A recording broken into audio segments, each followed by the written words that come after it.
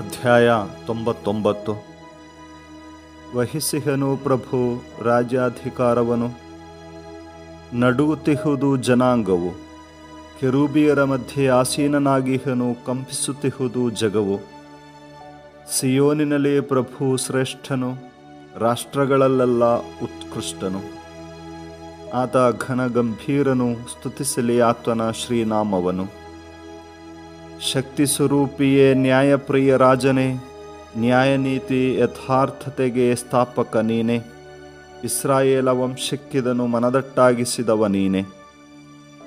ಪರಮಪಾವನನು ನಿಮ್ಮ ಸ್ವಾಮಿ ದೇವನು, ಹೊಗಳಿರಿ ಆತನ ಪಾದಪೀಠಕ್ಕೆ, ಅಡ್ಡಬೀಳಿರಿ ನೀವೆಲ್ಲರೂ. ಪ್ರಭುವಿನ ಯಾಜಕರು ಮೋಶೆ ಮತ್ತು ಆರೋನನು, ಸಮುವೇಲನೂ ಸಹ ಆತನ ಶರಣರಲ್ಲಿ ಒಬ್ಬನು. ಪ್ರಾರ್ಥಿಸಲಿ ಇವರು, ಪ್ರಭುವು ಸದುತ್ತರಿಸಿದನು.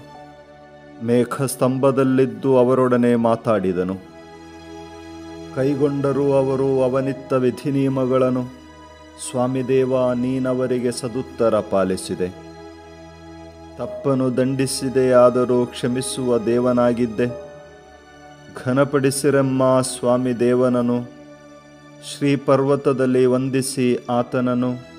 ಪರಮ ಪವಿತ್ರನು ಆ ನಮ್ಮ ದೇವನು.